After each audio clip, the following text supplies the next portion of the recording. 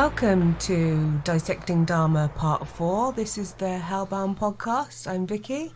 Hi, and I'm Alex. I'm the founder of the Hellbound Horror Festival and also the host of this podcast. Michael is, I was going to say no longer with us. That's not true. Michael's not with us today because he's got his busy acting schedule and we've got to respect that. But he will endeavour to be back soon, and so I'm joined by my amazing wife Vicky. Again, you'll all be fed up with me soon. I know, yeah. It's fine. We haven't got long. We live in the same house, so we can record whenever we want. Well, yeah. We decide to do it at the most ridiculous times. Dad's going to come in at any moment. The dog's going to go wild. I'll have to stop mid-thought. But yeah, because we're building a fence currently, so we're continuing to build our fortress of solitude. Yeah, that's right. So this episode, we're talking episode 7. It's called Cassandra. In this episode, we'll be doing 7 and 8. 8 is called Lionel. Are you ready to talk about it? I certainly am, Vic. So Cassandra, and you're a bit northern, aren't you? So you would say Cassandra. Yeah, I'd probably say Cassandra. Yeah, well, I say Cassandra. Potato. So it starts off the episode in the hallway at the beginning of the final survivor running out of his flat, of Dahmer's flat.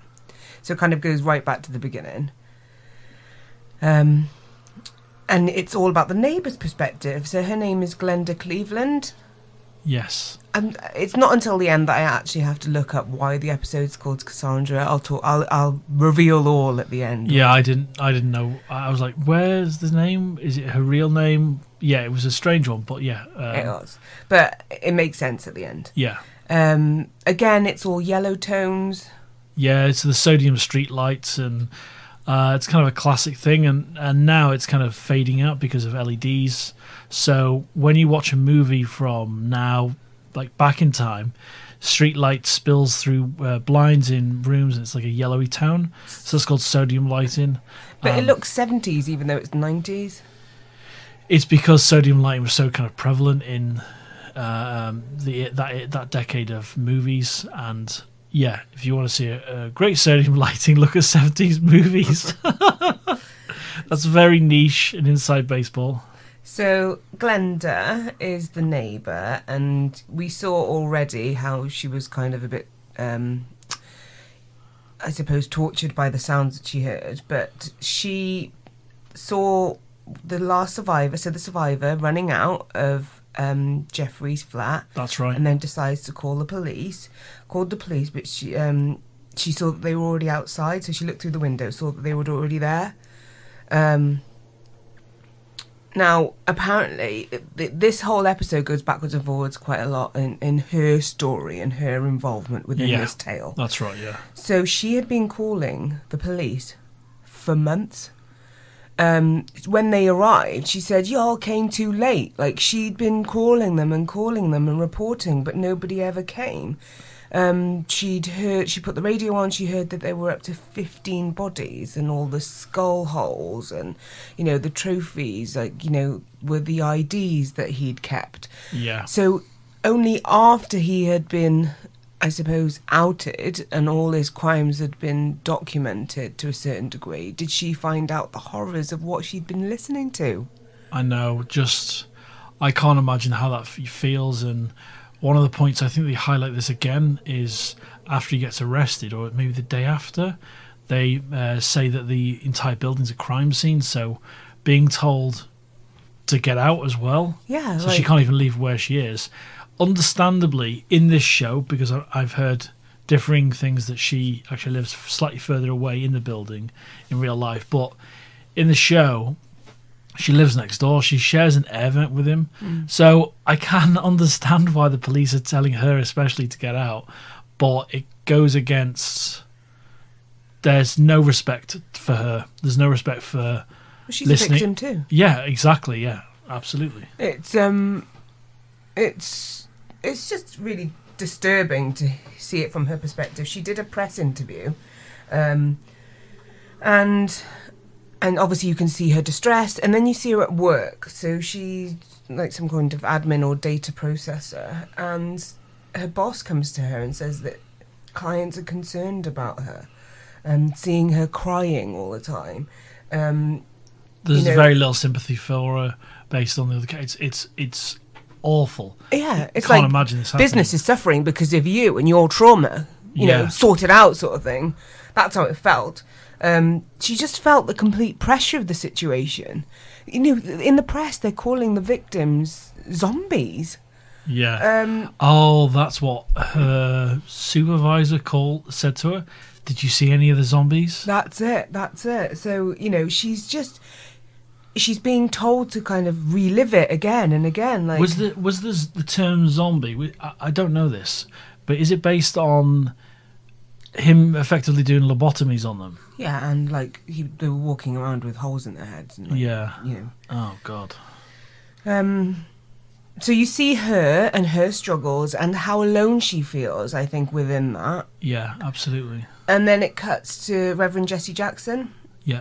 In the car, in a limo. He's going somewhere, travelling somewhere. And he talks about the Central Park 5 at that time. And it's like a metaphor for social injustices, like these crimes that are happening. He feels, you know, he needs to represent the voice of the victims and in fact, Glenda as well. You know, he is an advocate. Yeah. You know, you then jump back in time to when Jeffrey was committing these crimes, and are you happy for me just to talk about Yeah, absolutely. So, committing these crimes, and you know, Glenda's in her apartment, and she can hear the sounds. She sees like him dumping things in the bins, screaming from the apartment. She can hear things from the vent. Basically, she's seen and heard everything apart from being in the room. She's heard it all. She's seen it all. And for anyone not to believe this woman, especially with what she's telling them, so she's not like spinning a yarn. Yeah. She's being very clear, being very honest. Yeah. And it's basically a real social commentary on how black people aren't listened to, how they're being ignored, and especially when that kid gets brought back by the police, they just don't listen to her. And like even the first scream that she hears, she calls the police, and don't they say to her like, "Have you gone and knocked on the door?" Absolutely. Well, I'm not going to knock on the door. Yeah. Like, are you crazy? They're very lazy, those coppers in this film. Very lazy.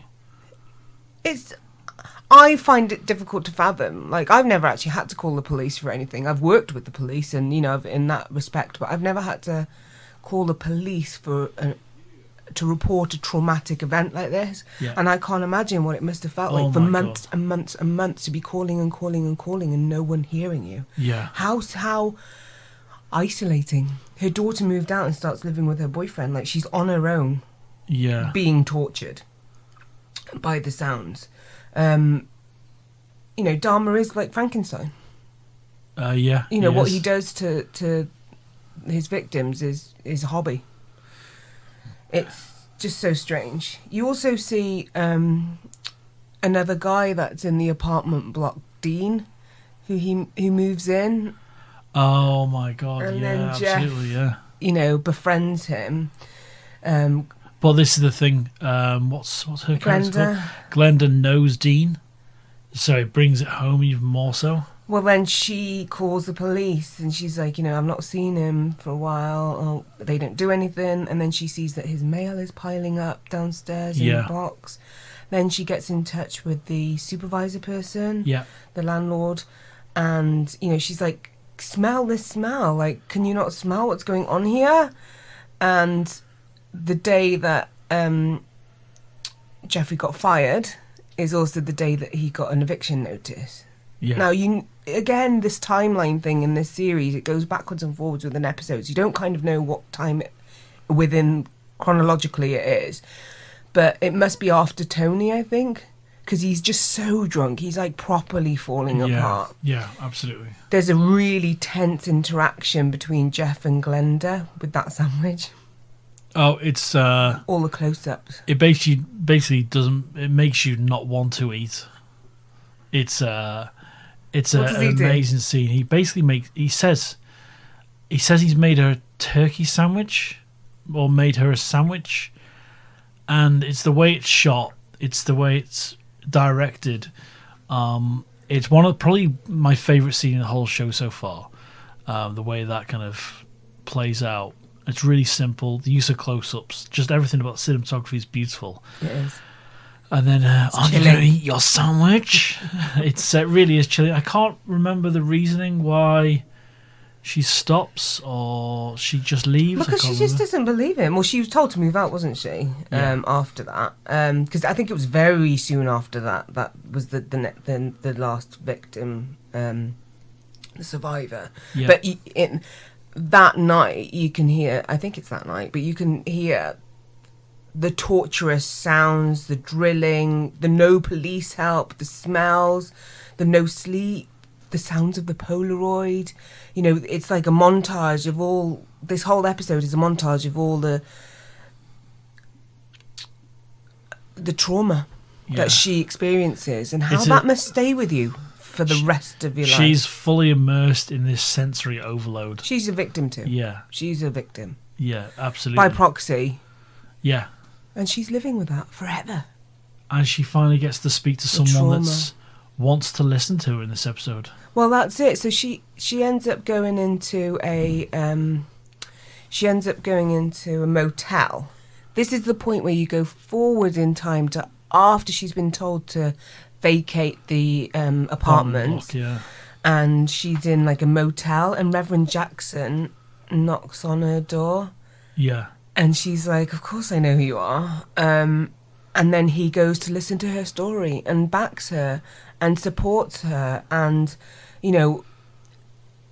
He gets told the whole story. Trusts what she's saying. Yeah. And she wasn't trusted and believed or backed for this so long. Exactly, yeah.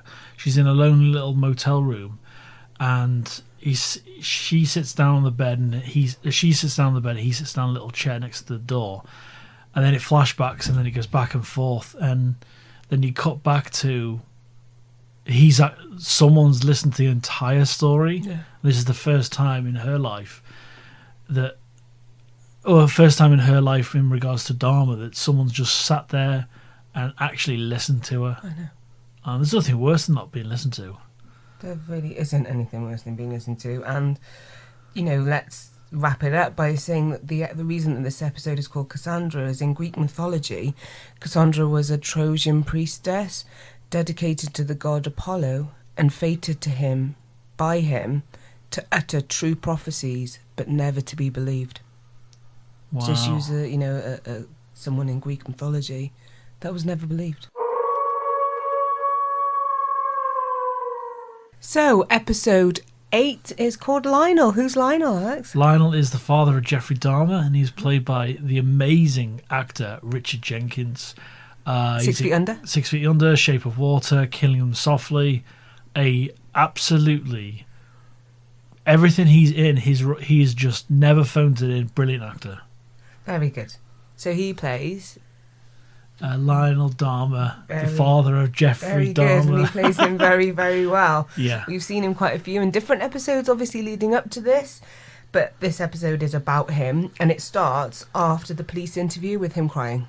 And possibly the best cut back to now in the show ever, because you've had... How many episodes before this? This is episode 8. So you've had 7 episodes of back and forth, and the Dahmers, and killing people and all this. And this is the point where you feel as though you're back on track with the timeline, and it's all at the point where he's heard everything that Dahmer has done, and it's just a wonderfully acted moment. You know, when it cuts back to him, that close up. It also starts off, I think, with from what I remember, with Jeffrey saying, "I guess I really done it now this time, Dad. Yeah. Hey, Dad," like that kind of shit. I've really fucked up, Dad. Yeah, and.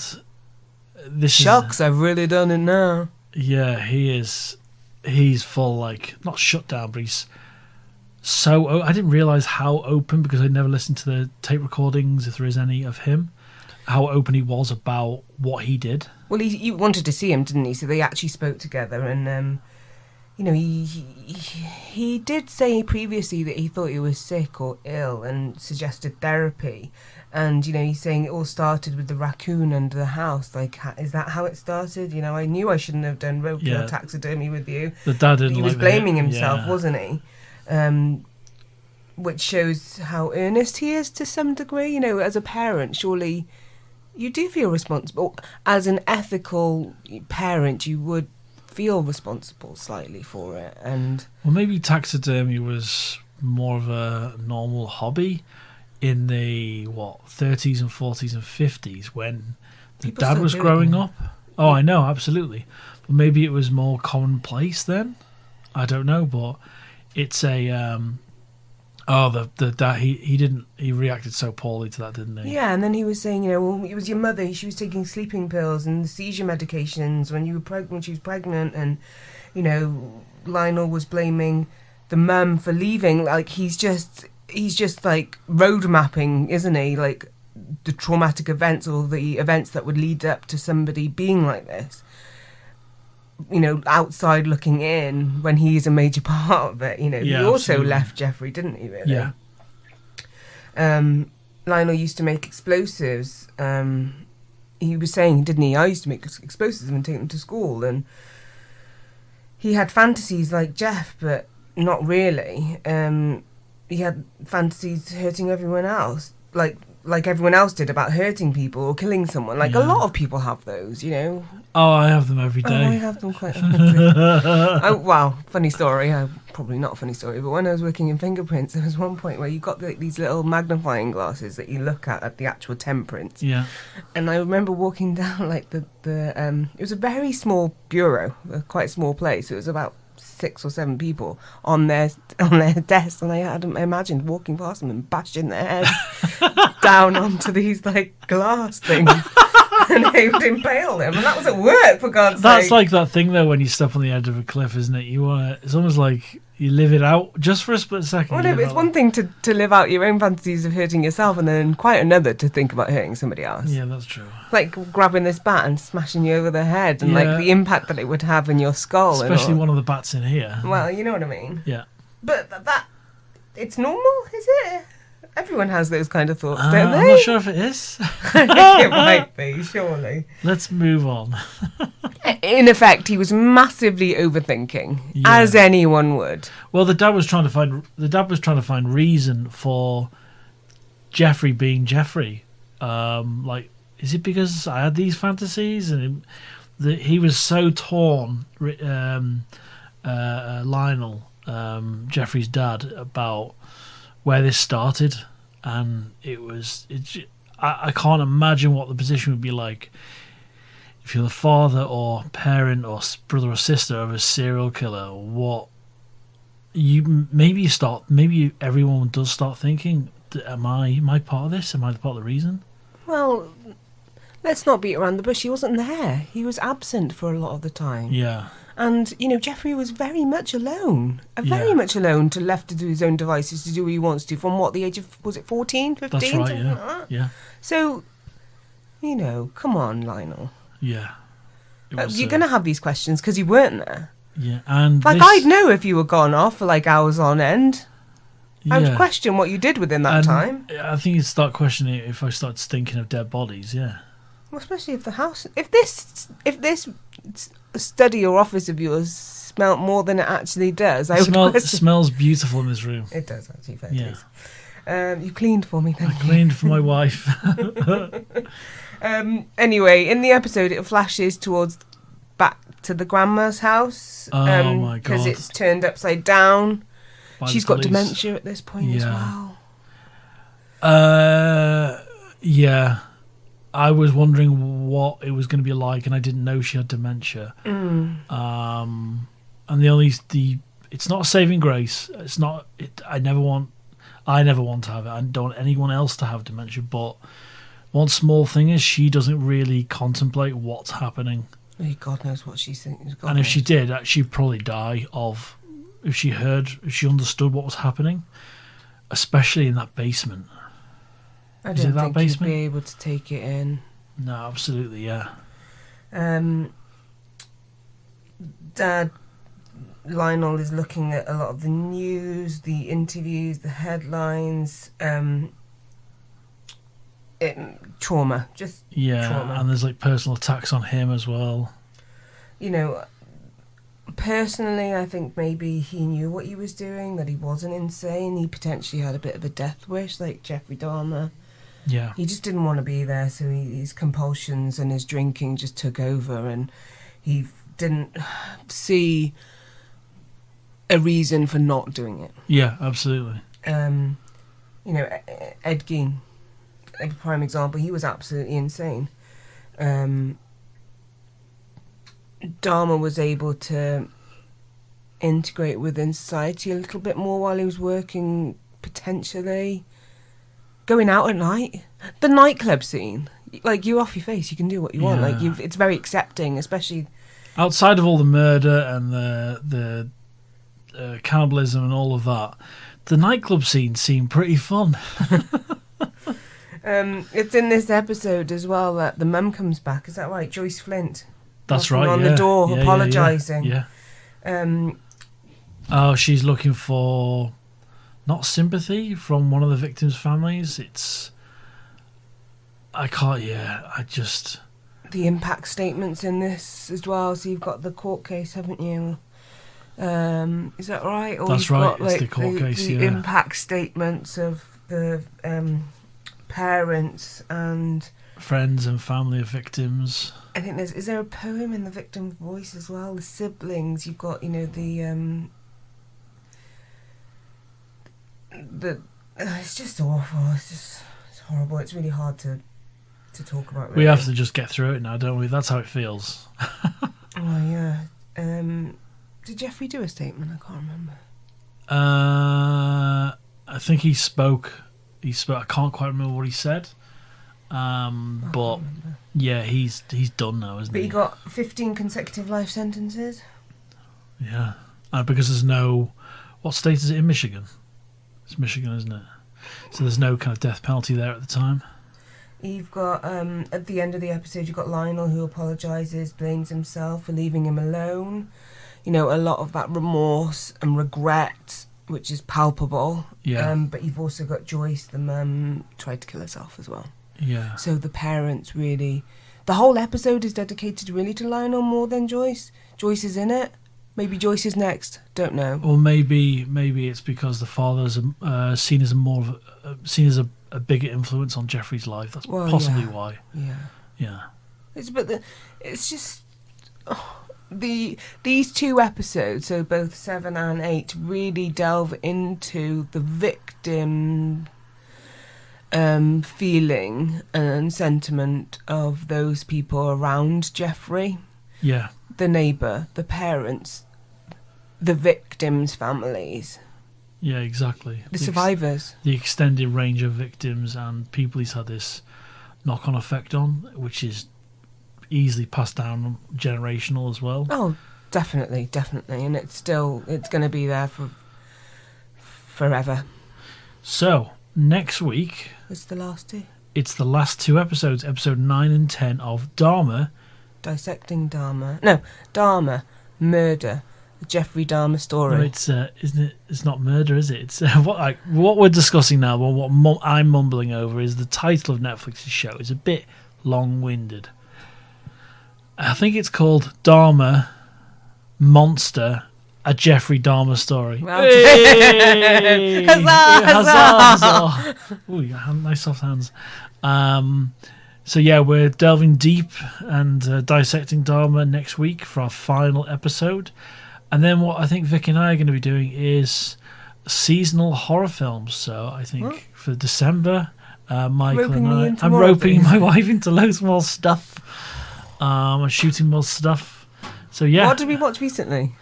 We watched all the Home Alones. Oh God! Yeah. No, we watched Smile. Oh, big new horror film, and I think the one we really preferred, and I think it's one of the best films of the year personally, is Barbarian. And we're definitely going to delve deep into that. Delve deep into dissecting. Very, very deep. Death. All right, bye-bye, everybody. Bye. See you next time for Dissecting Dahmer Part 5, the finale.